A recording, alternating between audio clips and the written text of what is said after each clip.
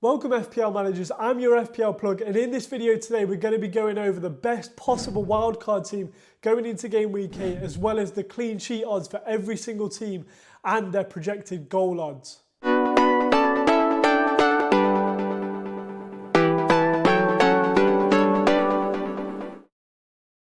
Right then FPL managers, let's just get right into it. If you didn't watch my most recent video, that's where I talk about my absolute horror game week in game week 7. And in this video, I'm going to be talking about a thing that I've been thinking about really quite a lot recently, and that is the wildcard team. Because my team doesn't look perfect whatsoever right now. However, this wildcard team does look really, really strong.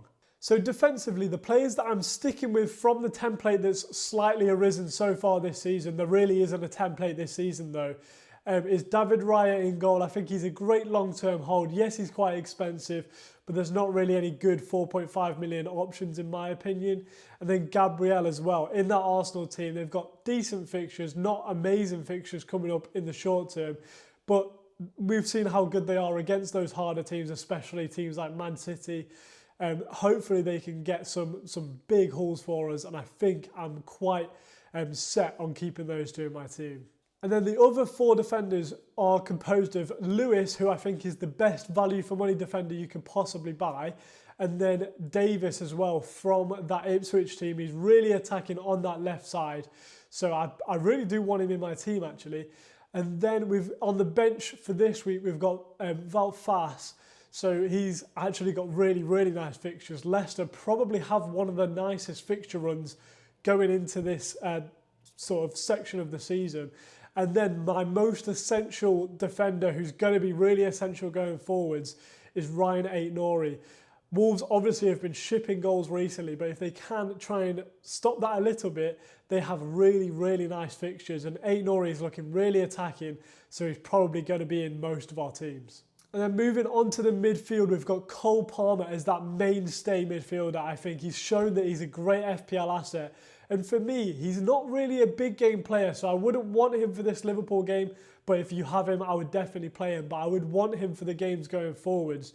So even that Newcastle and Man United game, I think he could absolutely feast in. Even if he doesn't feast in the big games, he's a perfect FPL asset because he does do really, really well in those favourable fixtures, and we only want our FPL assets for those favourable fixtures anyway. So Cole Palmer definitely gets into the team. And then we're sticking with Morgan Rogers. He's proved that he's an essential, well maybe not essential, but a really, really good pick at that 5.1 million I think he is now price range. So yeah, sticking with him. Then we've got Brennan Johnson. I think personally, maybe even the best way into that Spurs midfield right now. Unless Son comes back, he could be the best way. I think Brennan Johnson, his attacking threat is just absolutely impeccable at the minute. And with Spurs' fixtures coming up, I think they've got some decent chances for clean sheets, so he gets extra points compared to Solanke.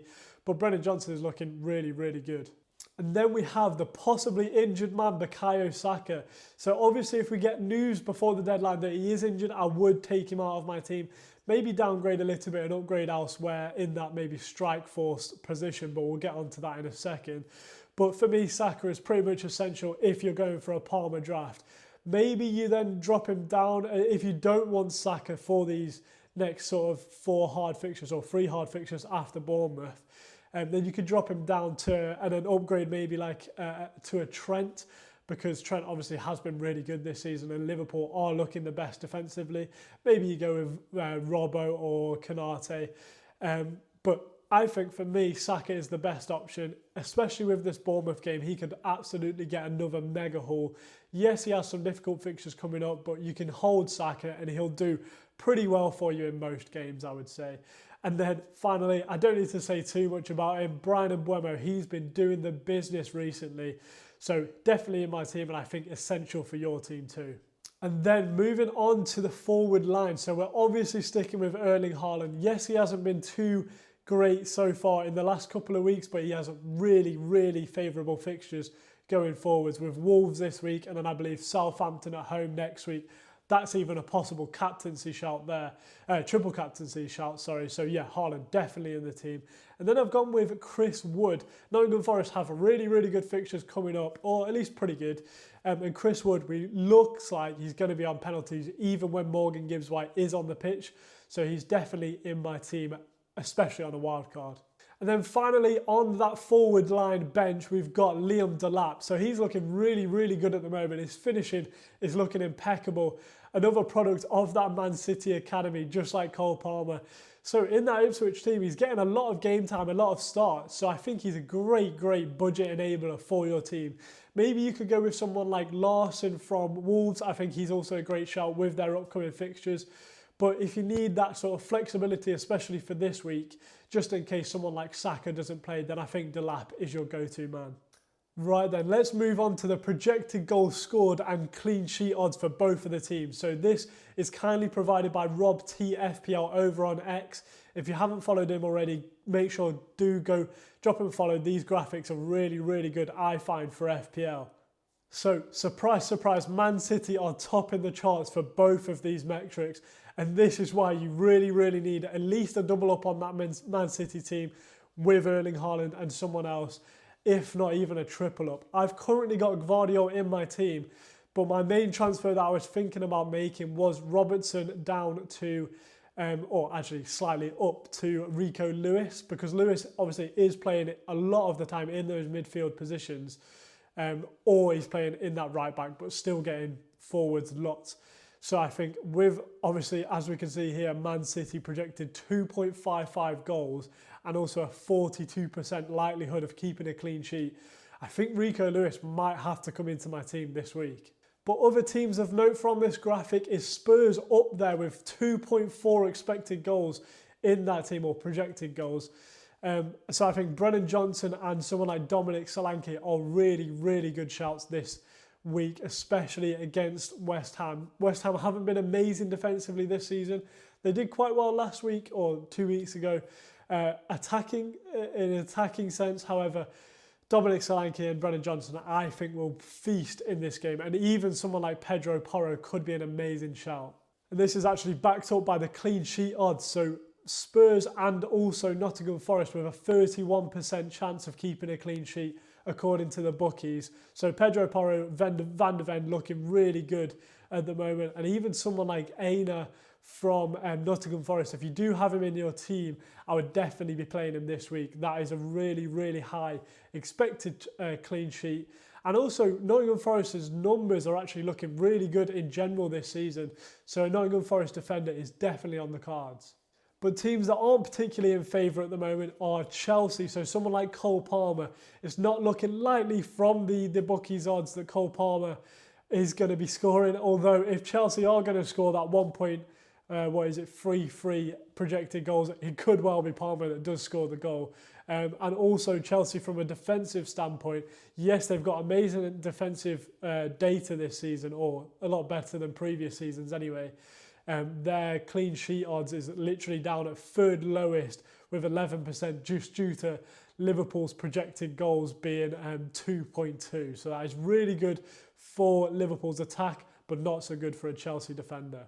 But to round off the video, let's have a look at that data, but also in this format. So actual head-to-head matchups in each of the games, so we can see visually what percentage clean sheet odds they've got and also the projected goals compared to the other team. So here we can see that Man City have a 2.55 projected goals and a 4.2 clean sheet percentage, while Wolves only have an 8% clean sheet percentage and a 0.88 goals projected sort of stat, which is really, really low for this actually. But another one that stands out is Man United have a really high projected goals for this game against Brentford, and also not too bad of a clean sheet percentage. So someone like Diogo Dalot might be a good shout, but also your Højlunds, your Bruno Fernandes, if you do have them, this is a great game to be playing them in the team. And even though Man United's clean sheet odds are actually quite good, Bryan Mbeumo is still probably likely to score that one goal for Brentford that they are projected. So also a great shout in your team. Finally, Southampton versus Leicester is actually quite an interesting game. So if you do have someone like Wout Faes on your bench, it actually looks like Southampton are slightly favoured in this matchup. I do assume that they are home, so that might be why they are slightly favoured for clean sheet and projected goals. However, looking at the data, this does seem like it could be quite a 0-0 type of game, or maybe a 1-0 or 1-1. Not a very high scoring game, but also a fairly decent chance for a clean sheet for both teams. Well, thank you for watching today's video. I hope it helped in some way. If it did help, drop a comment and let me know the best part of this video that you enjoyed the most, so I can focus on that going forwards in videos. And also, if you haven't already, check out my part 1 of the Game Week 8 videos, just to see my transfer plans and how Game Week 7 did go.